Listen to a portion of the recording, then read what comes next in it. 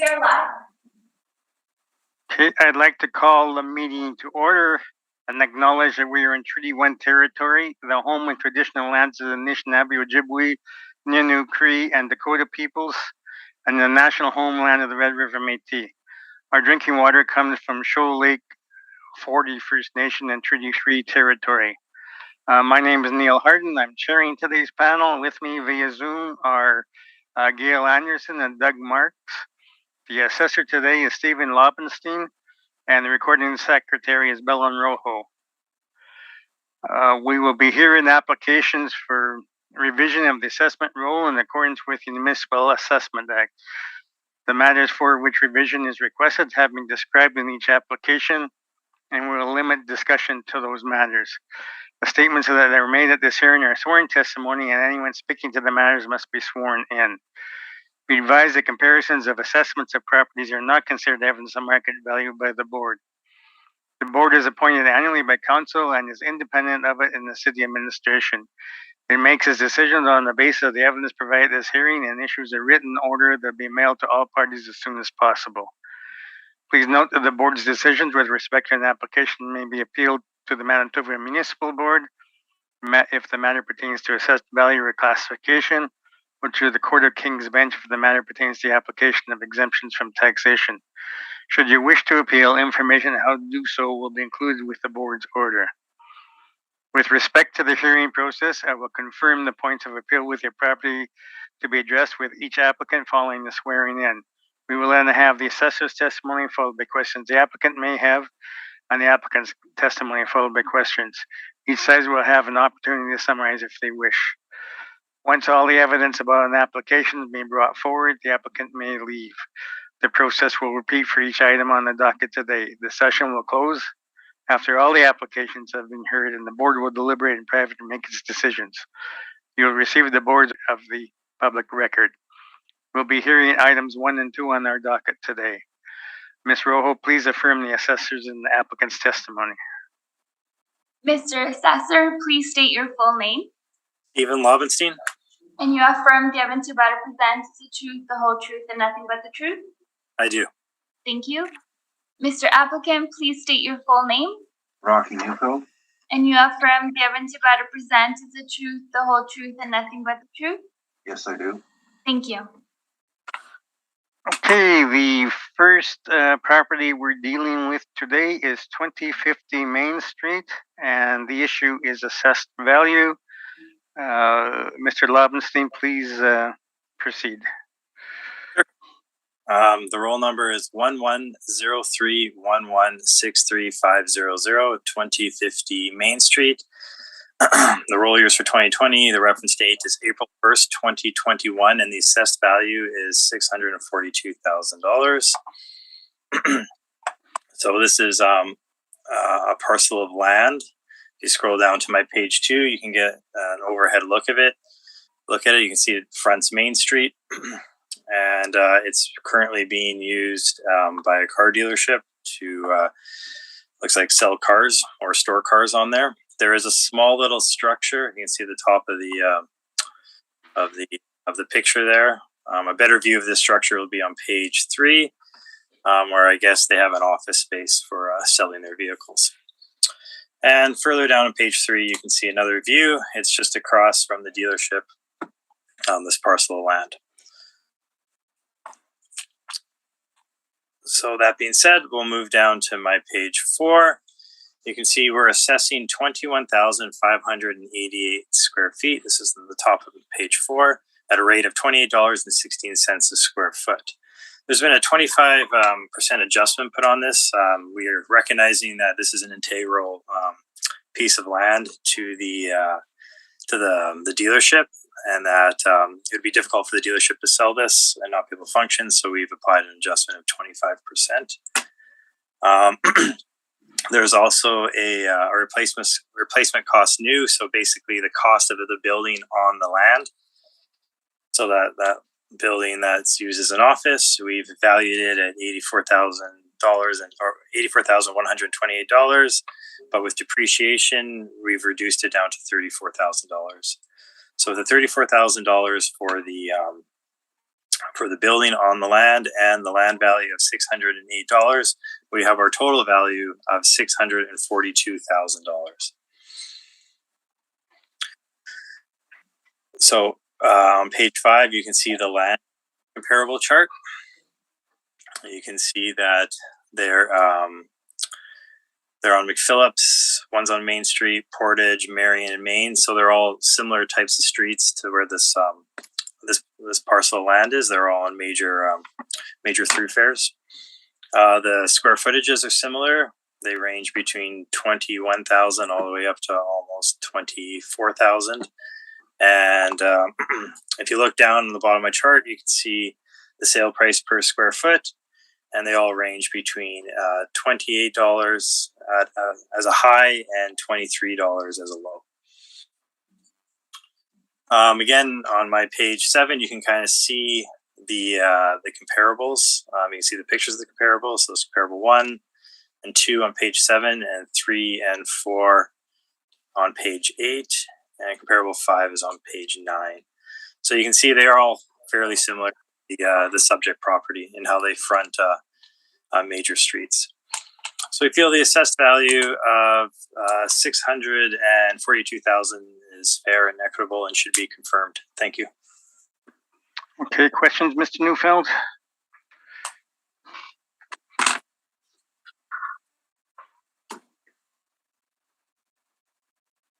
Mr. Neufeld? No, I'm fine. My screen was hidden. I do have some questions. Go ahead. The structure, do you know anything about it? I don't know anything about it, no. You're not aware that it is a temporary building that's been placed on site without services? That could be the case, but we do assess temporary buildings. Yeah, well, I was just wondering if you knew that, that's all. On page 4, could you just tell me how this 25% reduction works? Yeah, it was put in by an assessor who has dealt with this property before. I guess in the past, it's been argued that this basically this parcel of land's and very important to the. No, sorry, I'm just how the math works here.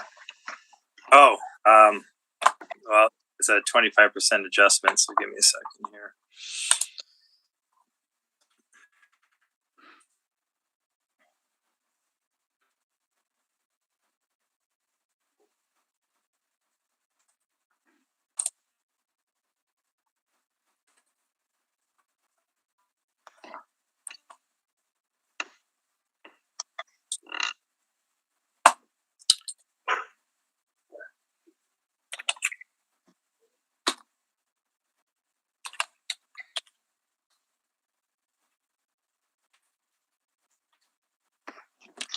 Oh, they just took the 25% from the initial value, and that's a reduction of $202 or $202,727, and they reduced it from the original value.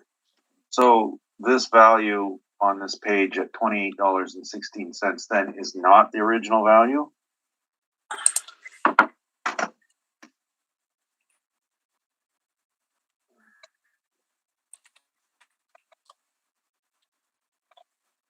No. What would the original value be? $810,000. And what is that per square foot? That would be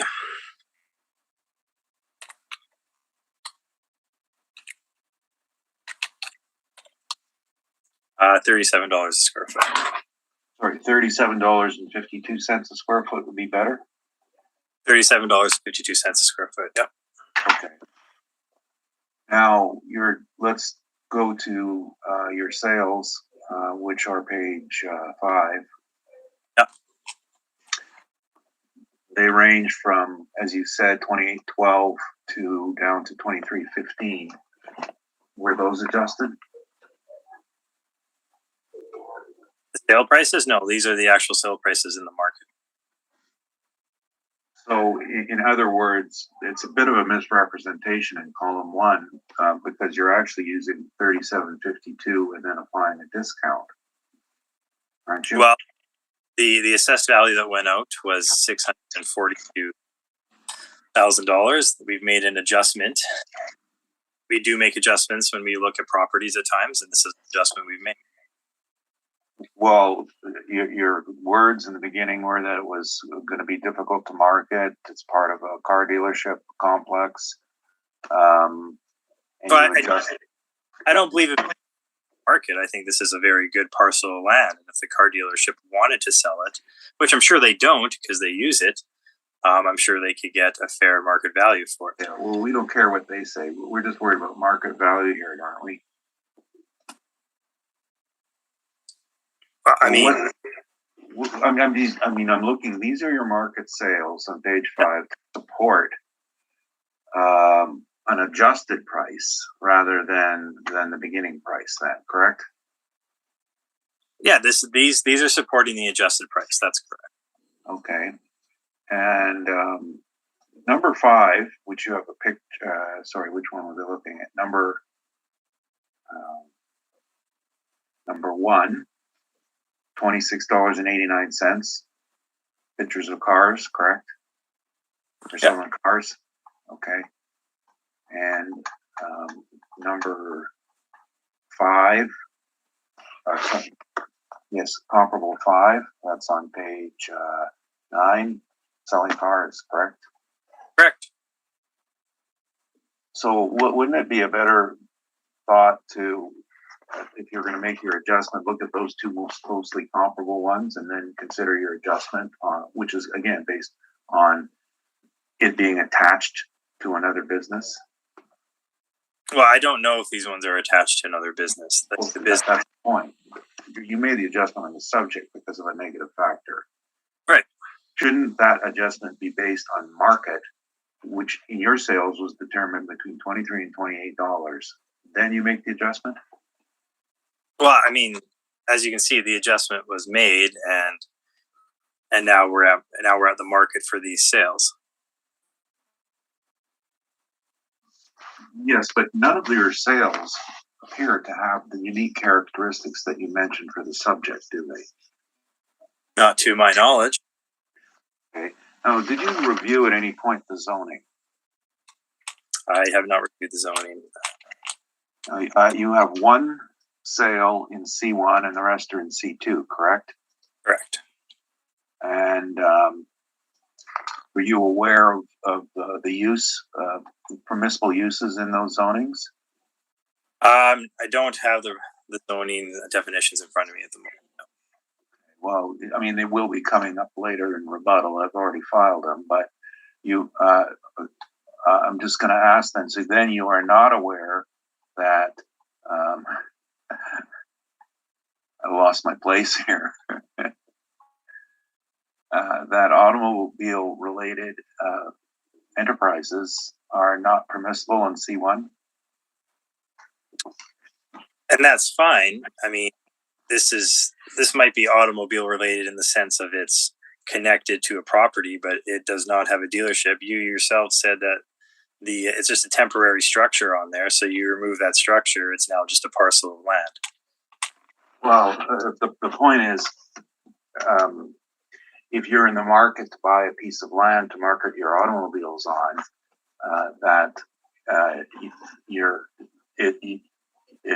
you're not aware then that C1 does not permit in the marketplace for you to purchase a piece of land to put your auto dealers on, and that this is a legal non-conforming use. Sure, I mean, and that's fair, but this property doesn't necessarily need to be used for a dealership. It just is. No, I understand, but again, C1 zoning, and you only have one other one at C1 zoning, which demonstrates a value that's lower than the others 4 that are on C2, correct?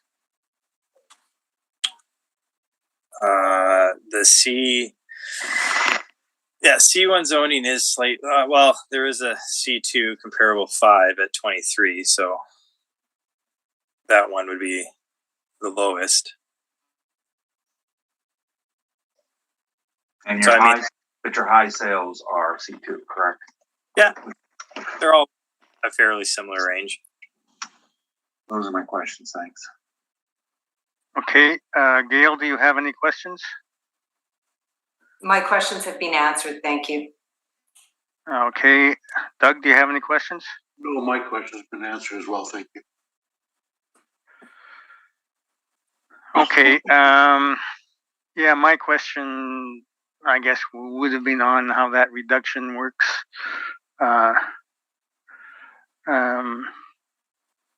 So I have no further questions. You can proceed, Mr. Neufeld. Thank you. And I did forward some rebuttal this morning, and it's essentially just the bulk zoning chart. I don't know if you've got that now. No, we'll deal with your brief, your main brief first, and then we'll deal with the rebuttal. Okay. Let me just find that where I put that. Okay, and Belen, can you send us the rebuttal documents? Yep. The evidence, as you are all aware, was submitted late, and the main brief is simply a series of sales that we put in, and additional sales, and indicating a number of parcels in the city, and it essentially was our calculation of value based at $23.68 a square foot. And other than that, I'm going to focus on rebuttal. Okay. All right. I guess we'll have questions on your main brief first. So, Mr. Robinson, do you have questions on the main brief first of all?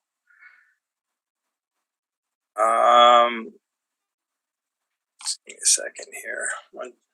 So I was looking. It says 121 Gomez on the top of the brief. I was confused for a second. Yeah, right. Yeah, that's our mistake. Yeah. All right. I guess the only thing I want to point out in the comparables is you're also using C2 and a mix of C1 zoning for your comparable. Yes, that's correct. We did look at a variety of sales, and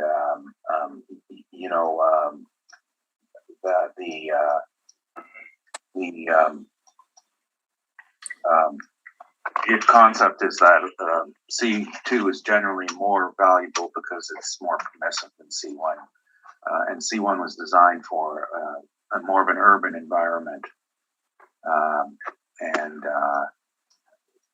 it goes into the weight as well. And those are all my questions. Okay, Gail, any questions on Rocky's main brief? Just a question in regards to the building on the property, Rocky. You indicated it was a temporary building without services. When was it moved in? And when you say without services, are you meaning that it has no sewer, water, electricity? Like what are you referring to? Yeah, it's an ATCO trailer that they put siding and skirting on, and it has electricity and it has data. There's no water or sewer and no gas service.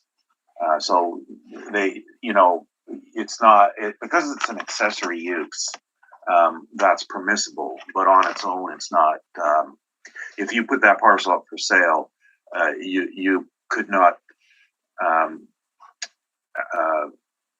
say that it was a building. You could only call it a shed because it can't support itself.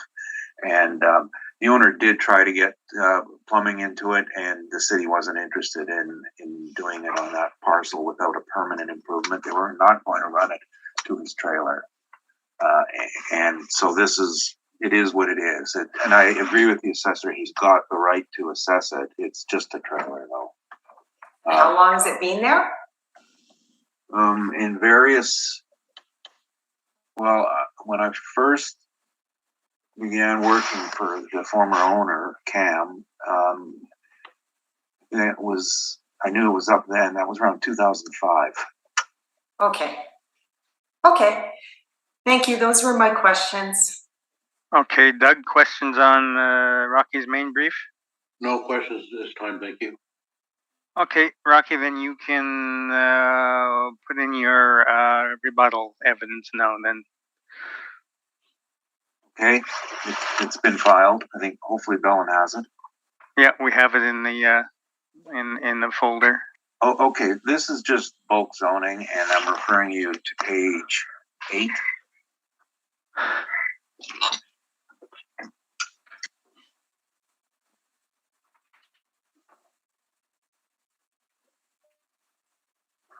Okay. Page 8, yeah, the columns marked at the top C1, C2, etc., and then go down to the bottom 4 rows, and those are automobile-related uses. So you can see that under C1, there is no permissible use for automobiles. And in the column C2, it's permitted with an asterisk, which means there's site-specific restrictions, and those, they're detailed later in the bulk zoning, and they're not really pertinent. They deal with lighting and setbacks from residential areas.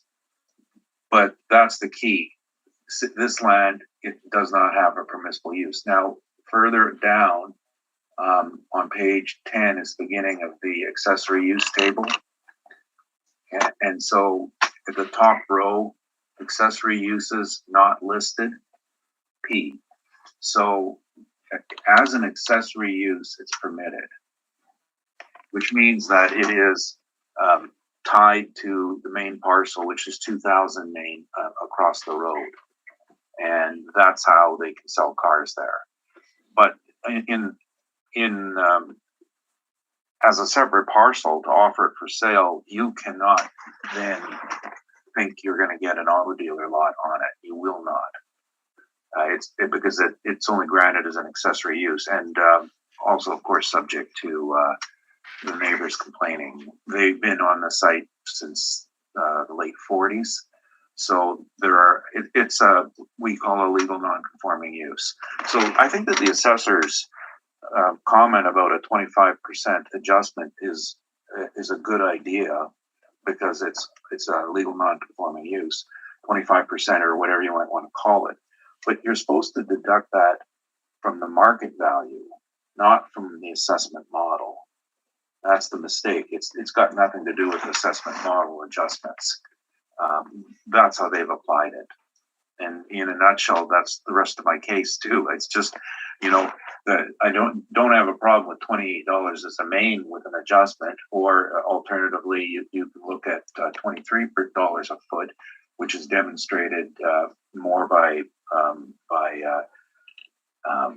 the couple of the 2 C1 sales that you saw, and the other sale of C2 land that's in use as a car dealership next door. Thanks. Okay, Mr. Lobenstein, questions on the rebuttal evidence? No questions. I just want to make a statement that our model is based off the market. So the original model value would have been based off the market, but I'm bringing in the comparables to support the assessed value that went out. Okay, Gail, any questions on the rebuttal? No questions on the rebuttal. Okay, any questions, Doug? Not at this time, thank you. Okay, well then, thank you for your presentations on this property, and then we'll go to the second, which also is the last parcel on to these property, is 121 Gomez.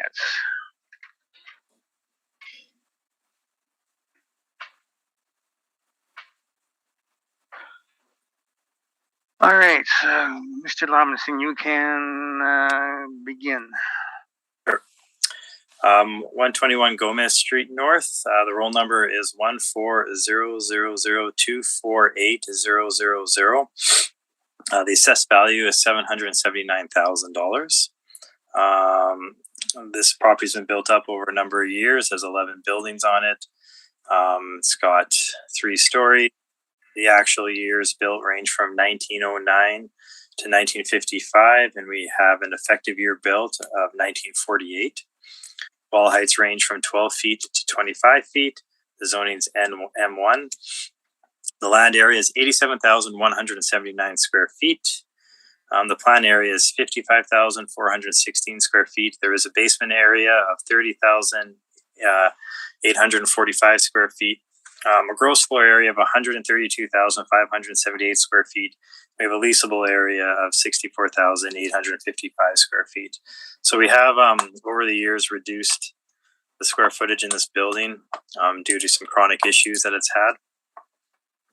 That's why you're seeing only 64,855 square feet being used of a larger gross floor area. Just to sort of illustrate this, we will move all the way down my brief to page. Oh, first we'll get a look at where it's located on my page 8. You can see it's near Higgins and the Disraeli Freeway, kind of in the Point Douglas area. On my page 9, you have an overhead view of the subject property. Page 10 gives you another sort of angular view of the property. And again, on page 11 and 12, you can see some more aerial views. So this was inspected. So on page 14, you can see it was inspected on February 25th, 2021. This will give you an indication of sort of the state of the building at the time of inspection and why some of the areas have been reduced. So there's quite a few pictures that have been added into this property. On page 18, you can sort of see the basement areas. And of course, 19 and 20 show some loading docks. And then page 21 and 22 have the mailer. So you get an indication of sort of what this building is like. It's quite an old building, originally being built in 1905. So because of the state of this building, the rent reflects this. So on page 4 of my brief, you can see that we have a rental rate of $1.97 a square foot. And this rental rate is supported on my page 3 by some rent comparables.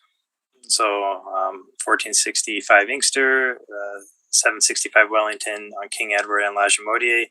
These rents range from $1.50 a square foot all the way up to $2.54 a square foot. The effective years built range from 1921 all the way up to 1976. And they do have some smaller leasable areas as compared to the subject property. So moving back to my page 4, you can see we're applying a 12.5% vacancy. This also takes into account sort of the state of this building, 3% expenses, a 9.8% capitalization rate, and an overall value of $779,000. So on page 6, you can see our capitalization rate chart. You can see the 20th and the 80th percentile. This building does not fall in there. This building is on the more extreme end due to the dilapidated state it's in and the age of the property. That's why we're giving it a 9.8% capitalization rate, quite a high capitalization rate in our market. So that's why. So we feel that the value of $779,000 is fair and equitable and should be confirmed. Thank you. Okay, questions, Mr. Newfound? Yes, thank you. You mentioned the inspection February of 2021. Is that the date? That's the date on there, yeah. Okay. Do you know what the reason for the inspection was? Just give me a second here. I mean, I think it was basically to sort of confirm certain parts of this building, I guess, aren't leasable, would be my estimation. Which is why we see production from. So you didn't do this inspection? No, I didn't do the inspection. Okay. Just 1 second. I just wanted to see something here. You weren't then aware that this was to deal with the case management from 2016? No, I was not. And you mentioned that over the years, portions of this building have gradually gone out of use. So the square footage that was indicated, do you know how it happened? I don't know how it happened, no. Okay.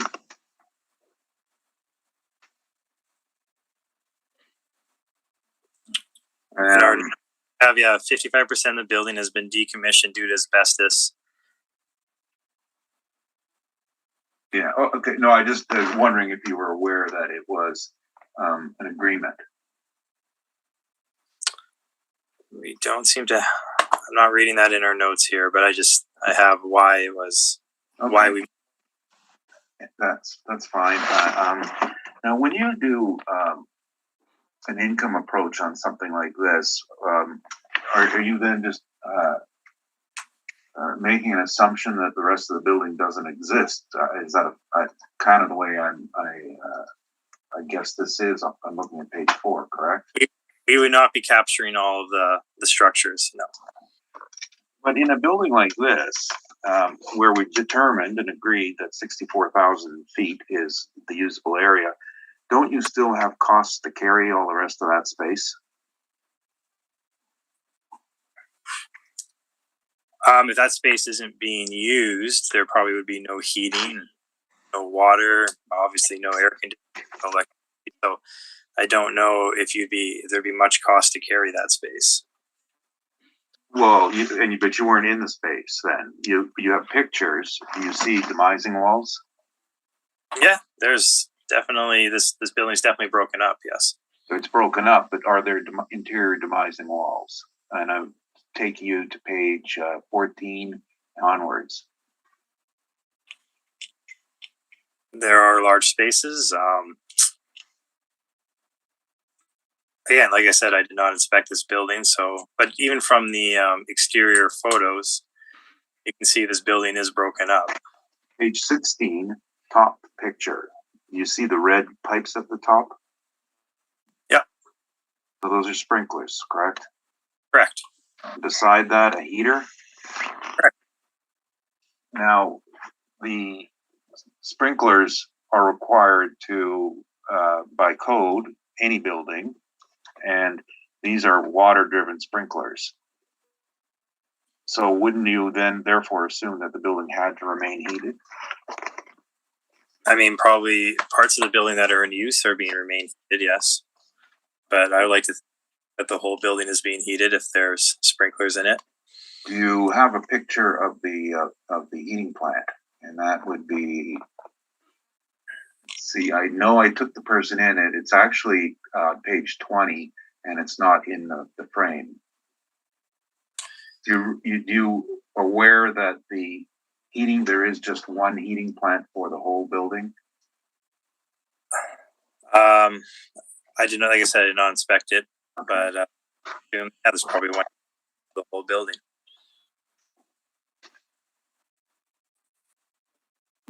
On page, sorry, other than you mentioned the decommissioning you mentioned some detrimental factors.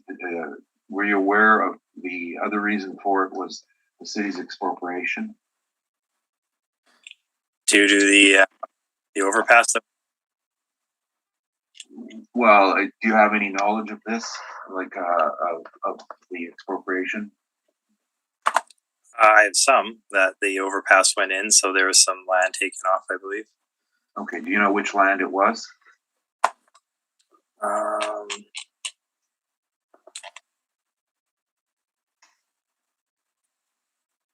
I don't know exactly, no. Okay. And do you have an idea of what sort of a turning radius is required for a normal length semi-trailer? And I believe that we call that the 53-foot one. The exact turning radius? No, I don't have that. Okay.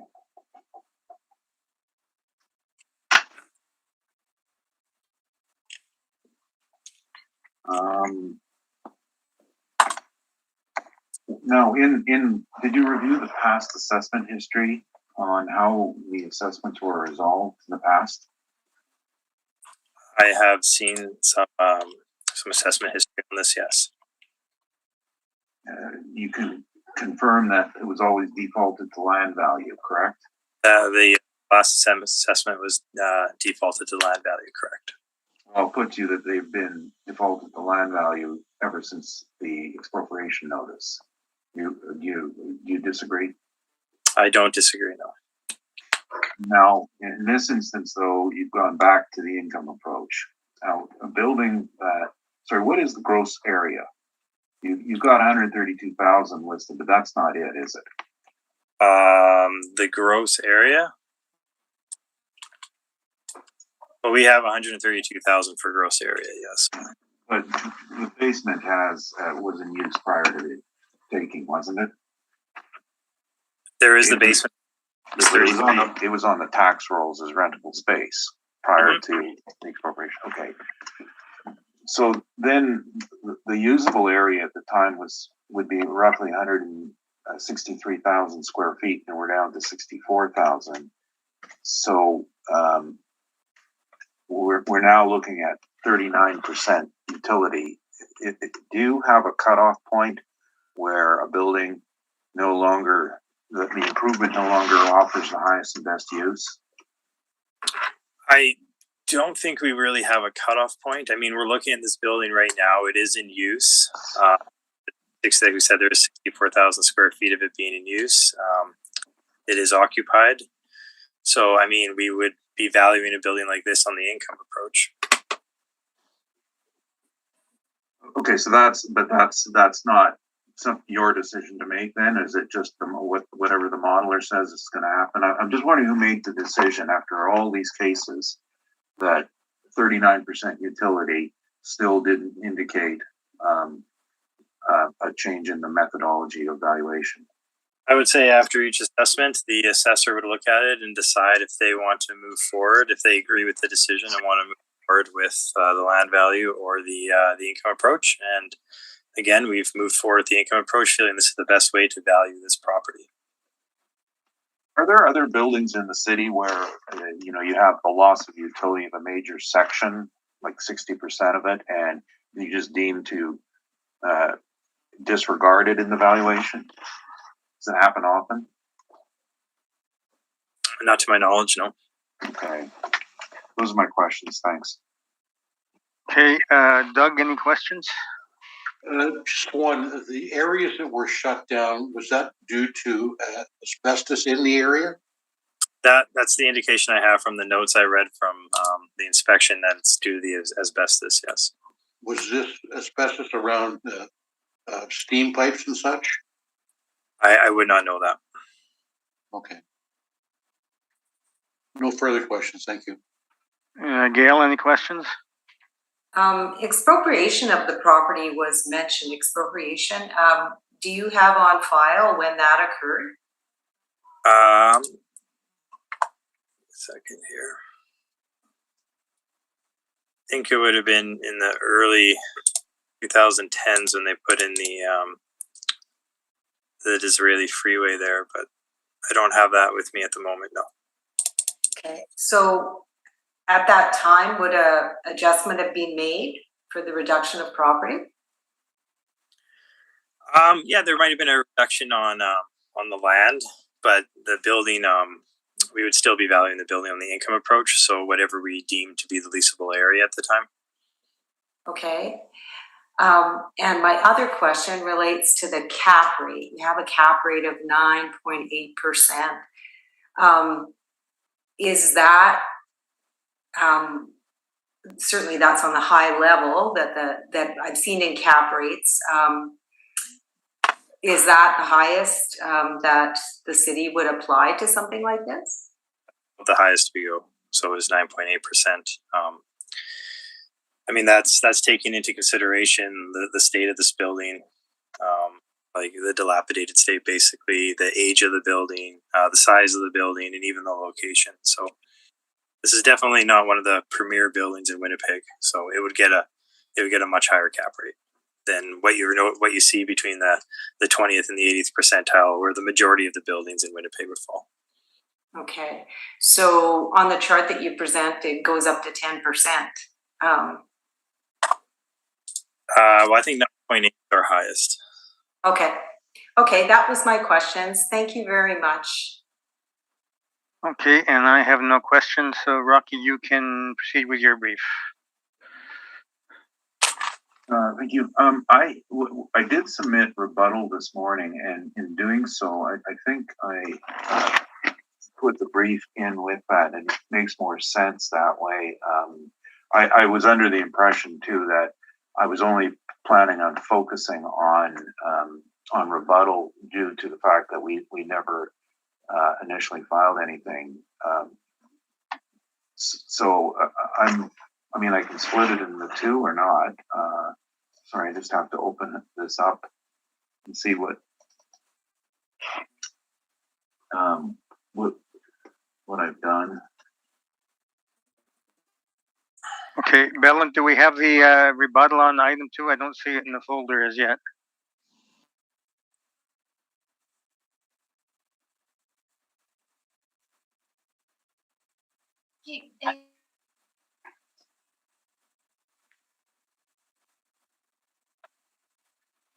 Let me see.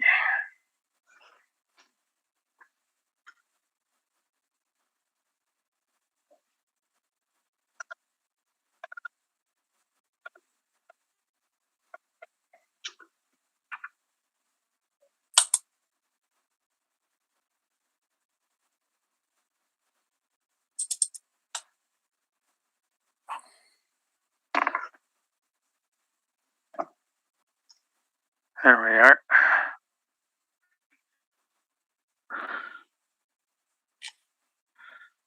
Okay. Normally, our procedure would be to have the main brief followed by questions, and then the rebuttal followed by questions. But in this case, if you think you'd rather do the rebuttal, we'll do everything at once. I think that would be fine. Okay, yeah, I think that's a good idea. It's just some of it's repetitive as well, and I think that given the circumstances, I mean, I think we acknowledge that we're restricted to rebuttal only, and when I redid this all, it was with that in mind. So, Jack, here for a second. Is this not new evidence you're presenting in your rebuttal? No, because it's all addressing stuff that you talked about today and answered in questions. And you have new workups though in here and new values. No new workups. This is all rebuttal.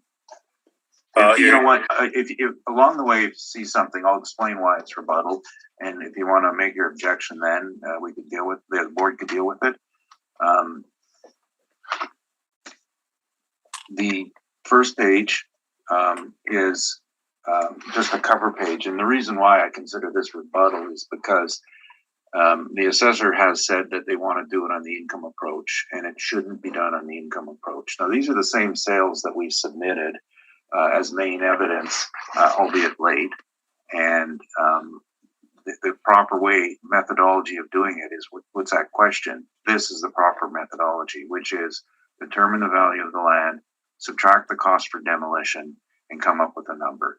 So we looked at vacant land in the area, and these are all, Oak Point's some distance away, but Redwood, Jarvis are pretty much prime examples of land, and Midland was included because it's impacted land, and as we are. And I know that skews the number down a bit, but it was the only impacted land that we could find in our sales, and it's there to demonstrate that particular issue. The mean median around 260 at 4,000 an acre. They have 2 acres. That would indicate a roughly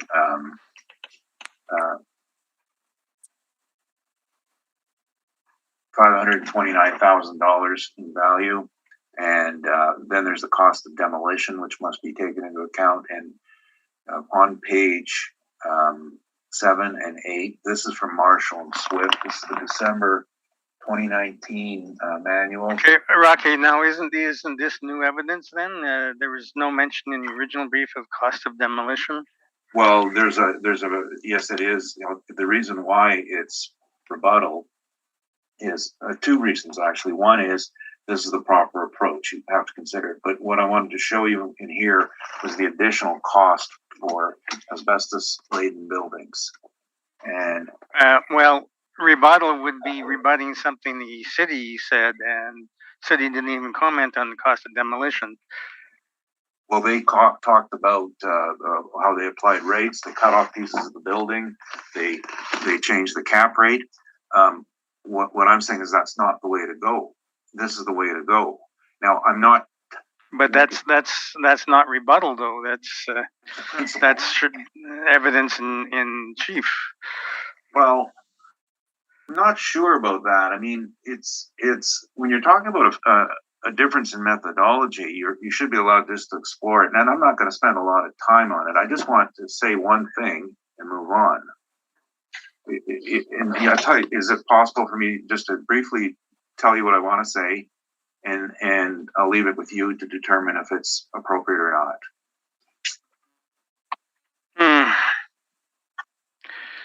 Well, okay, go ahead and say what you want to say, and then we'll deal with what weight we put on it. Yeah, thank you very much. I was behaving so badly the last time we met. I'm trying to be good here today. Essentially, hazardous material removal is covered here, and what you do in situations like this, it's a double bagging. So demolition ends up being about twice as costly as for normal buildings. Okay. That was it. I asked a lot of questions of the assessor on how this happened, and that opens the door for me to discuss on really the issues. The issues were partially related to the presence of detrimental conditions, but it wasn't that. It was on page 2, and I asked him what was taken. He didn't know. So in rebuttal, page 2 shows a picture of the overhead, and the subject lot was not touched in expropriation. What was is the lot immediately west of them. It was completely taken by the city of Winnipeg for moving the Disraeli over. So you see that parcel to the left that used to be owned by the owner. And with that, he had a maneuvering space to put his semi-trailers, his 53 footers in the back. This building was used for the staging area for the Western distribution of Mark's Work warehouse products manufactured by Richelieu. And their shipping was just-in-time shipping. So the expropriation took away their shipping. Now they have legally about 60 feet to enter. Now, that obviously they will still try to turn on that, but if they sold the building for market reasons, they don't have the right to sell going on the city's land.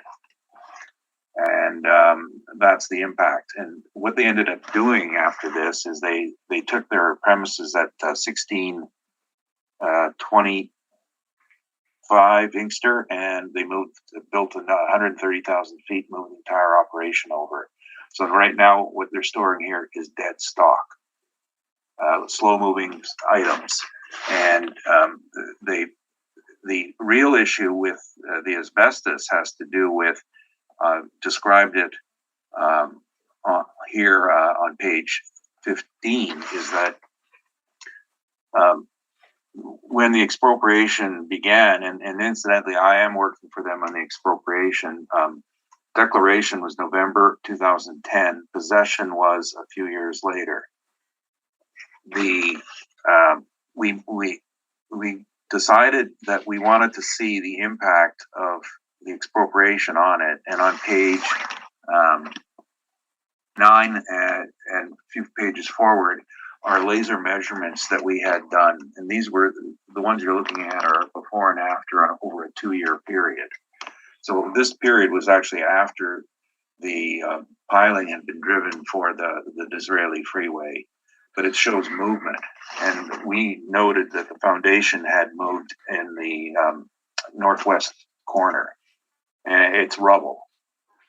And so Then we undertook to say, well, what about we could possibly repair this, because it's an old building, it happens all the time.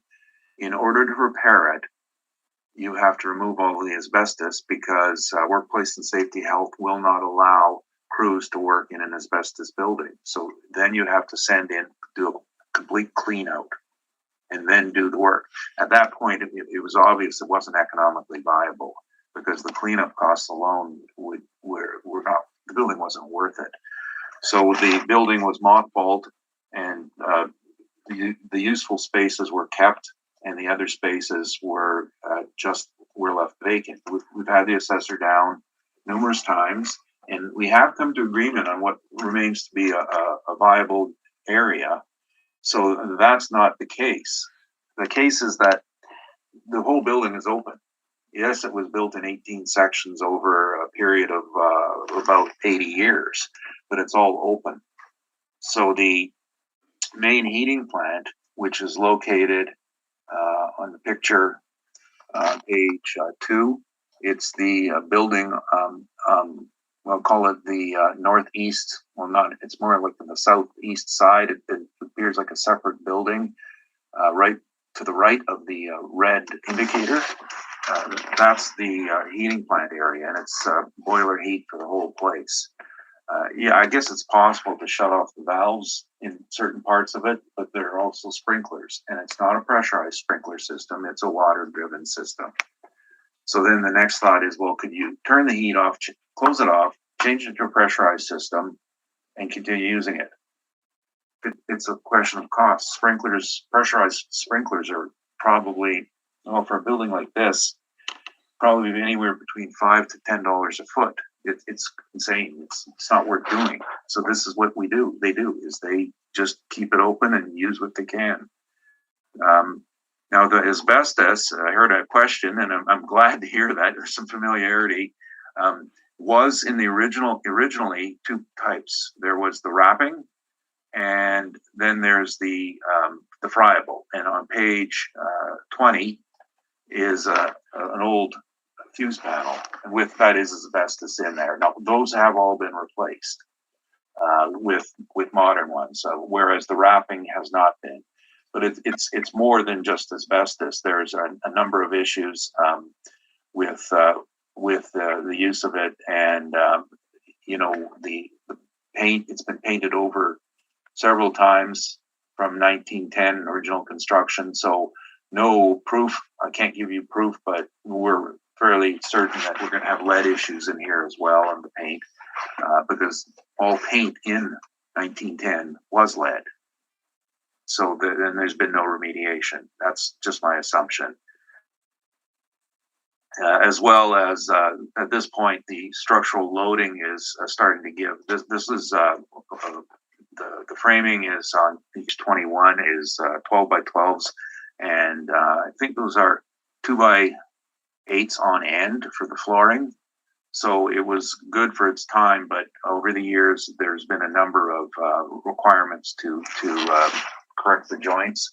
And you can see I think they're called gusset plates have been installed on all the connections as they demonstrate a bit of sag.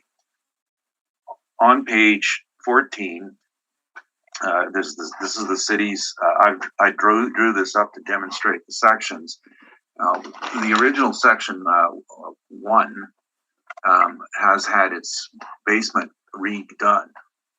It had a rubble, and because it's adjacent to the train line, in about 1940, late 1940s, they replaced it with a poured basement, and you can see where the boards have been used for forming. But that original rubble foundation, then moving along to sections 2, 3, and 7, is still in place, and it's in section 7 where we noted the very, very recent shifting. So that's a description of the problems, and like I said, the key problem is to get a crew in there to fix anything requires remediation. The electrical was done on the basis of remediation, so that therefore it was covered by workplace safety health. But the rest is problematic. So in situations like this, where we're down to 39% utility, it's land value.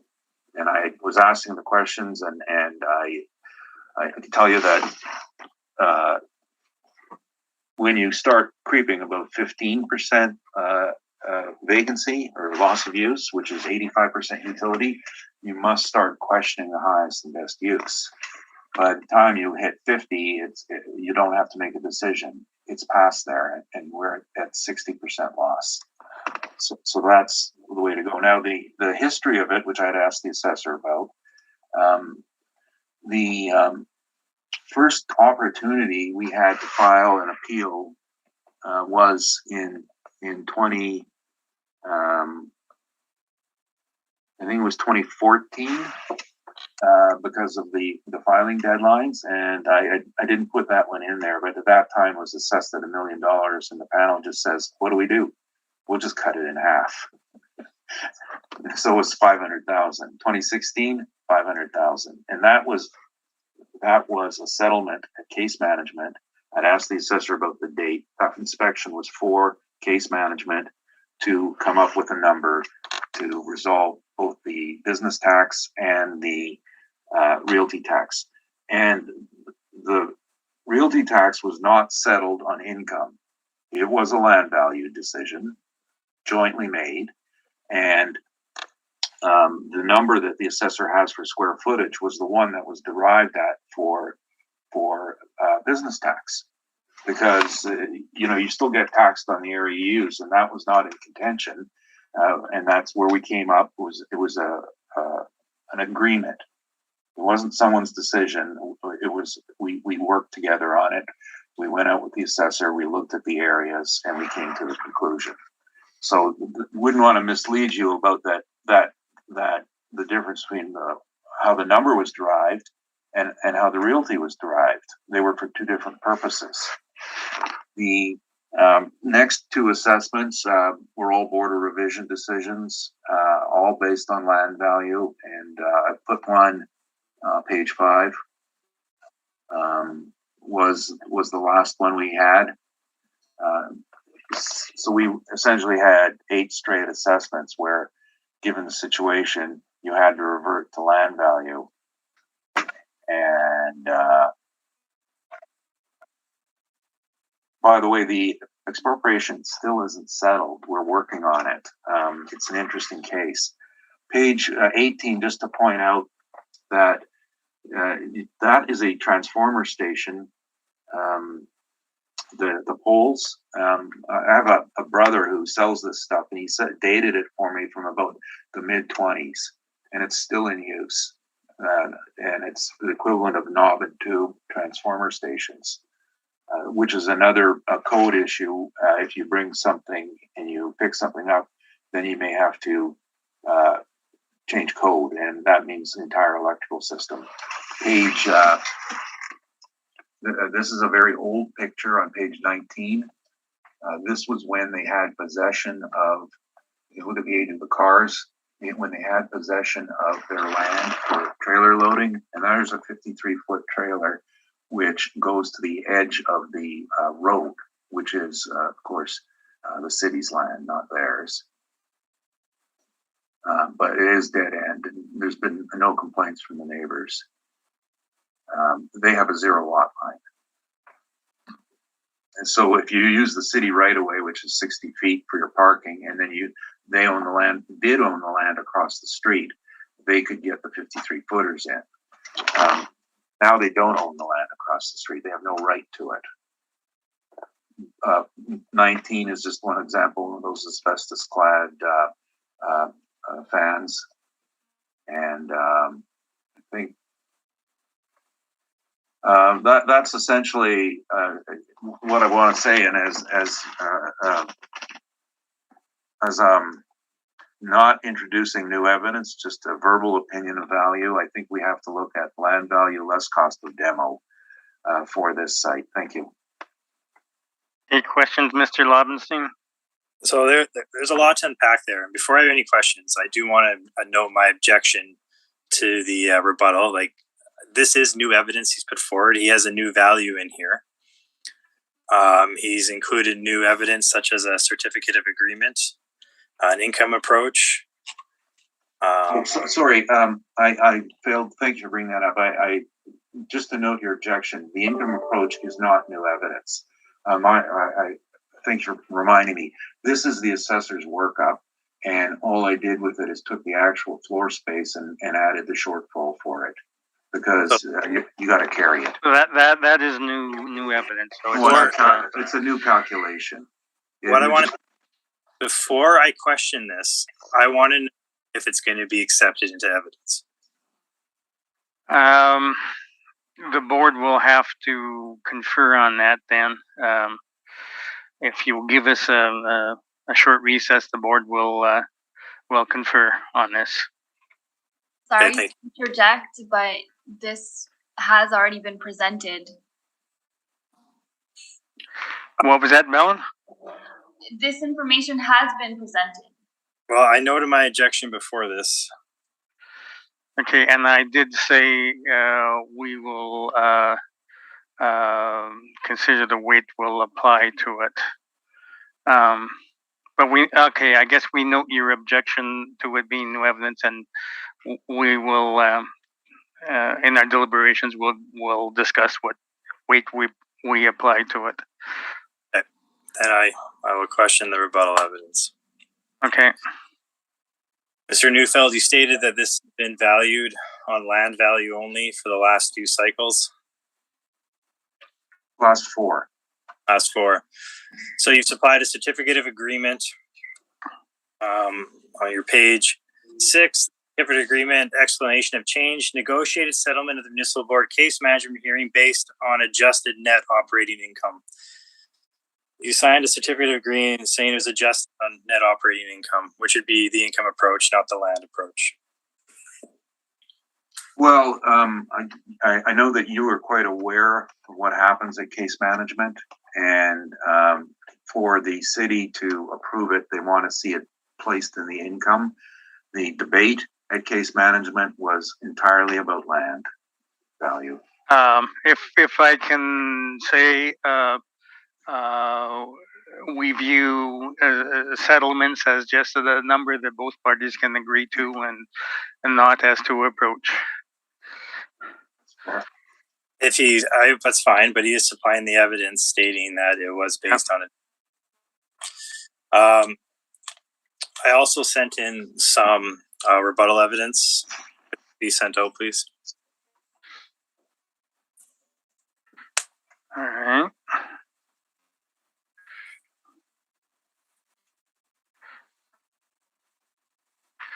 Let me know when I got it now. All right. A few seconds ago. All right.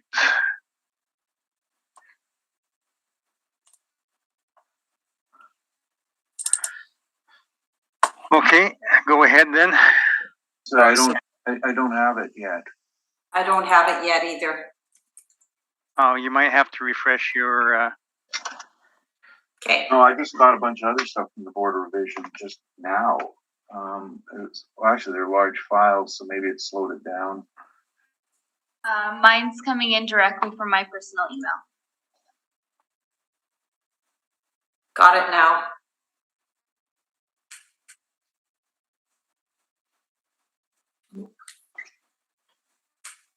Okay, Doug, do you have it? Just give me a second. Oh, just came.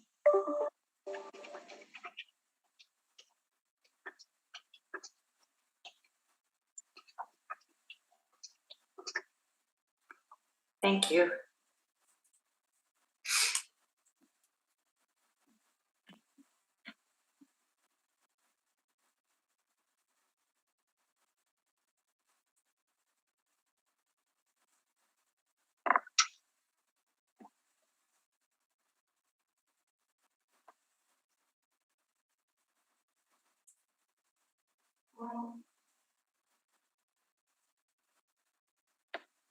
I believe I've got it. Okay, Rocky, do you have it? Yes, I do. Okay, then go ahead, Mr. Lobenstein. Sure, simple rebuttal. Comparable number 5, Mr. Neufeld has supplied in his charts for comparable land. This should not put any weight on this property. it has a sworn value of $150,000 and was only sold for $20,000.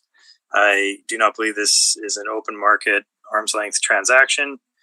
And when you take that out of the 5 properties, the average goes way up, and you're basically looking at an average of $327,000 an acre, or a value of $654,000.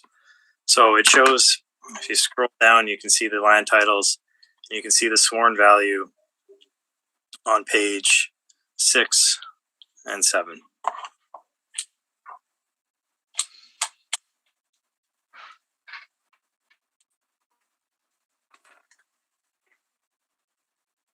Okay. Now, do you have any? Is that you're questioning then? That's just my rebuttal evidence. Yeah, just for the questioning of his land comparables. I have no other questions. Okay. Now, Gail, do you have any questions? No, I have no questions for the assessor. Thank you. No. For Rocky. Oh yeah, I do. I just got this, and I'm just going back by memory. Did you check to see if this was a multi-role sale? I did not. Okay, thank you. Okay. Now, on Rocky's brief, Mr. Levinson, you finished your questioning on Rocky's brief? No more questioning.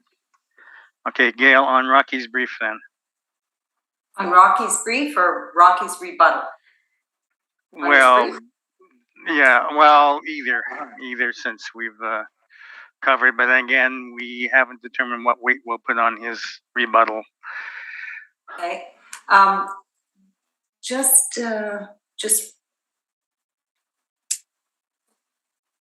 in regards to the expropriation, you indicated that the expropriation, the date of the order was November 2010, Rocky, but it wasn't taken for a few years later, and it still is under dispute, the resolution of the expropriation for the property, right?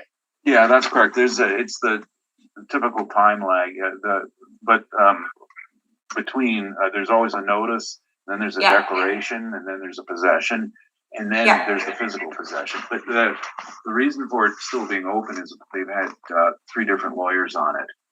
And first one retired, second one, don't know what happened to him. But I've been with it from the beginning. Okay. So it's a process for sure. I understand that. So in your brief, you had indicated the square feet of the property to be utilized would be 55,416 square feet. And that's your position in regards to going through what's usable and what's not usable. Is that correct? Yeah, it was hammered out in case management and agreed to the 65,000 feet. I think it was at 65. 64. 64, yes. Okay, so you're comfortable with the 64,855 square feet? Yes, that was a good resolution. Okay. Those are all my questions. Thank you. Okay, Doug, any questions? Yes, I do. Regarding the electrical and the sprinkler system, now obviously the heat is going to have to be maintained throughout the whole structure. So does this add any weight to the whole thing at all? Because it's an additional cost to the building owner. Right. That was my point, is that even though we're disregarding it can't generate income, it does generate expenses. Right, so if you were doing this on a gross rental income basis, you're going to say, take your income and your recoveries and subtract your costs, and the net income for the whole building would be, 85 cents or something like that. Okay. Now, the other thing, you said there was electrical upgrades done because there was an old fuse panel that was in one of your pictures, but it's been upgraded, and upgraded to what? The panels have been updated, and they're just standard federal panels, stab locks, Okay,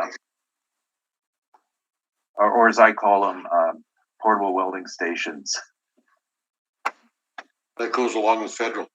Yes, I've had a few arc welding incidents where they don't flip. That's it for now. Thank you, Rocky. Okay, and I got a question. If you look on your page 12, you say the expropriation affects the operation, but it appears like the semis are already having to park on city land. So how much more would the appropriation of that parcel affect the operations of this building? Well, that's an old picture. It's from my expropriation file, and this was in between declaration and possession. They were still using it because until they take possession, you can still use it. Now, the latest picture, if you want to look on Google Earth, you'll see a shorter trailer in there. And I've forgotten what comes after 53, if it's 39 or 48. No, okay, it was shorter than 48. 40.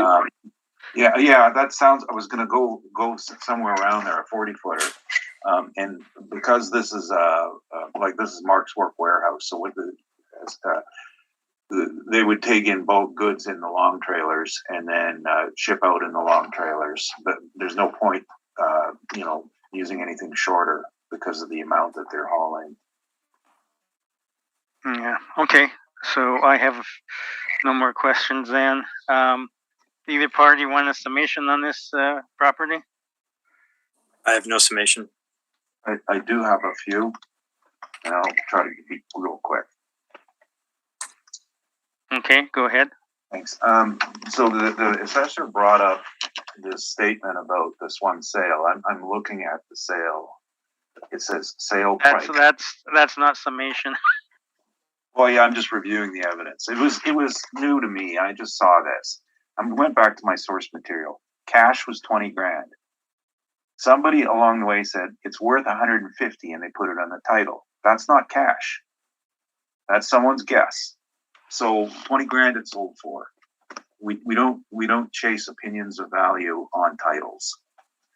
The concept that I brought forward about valuation is the appropriate one once you're at 40% utility of your site.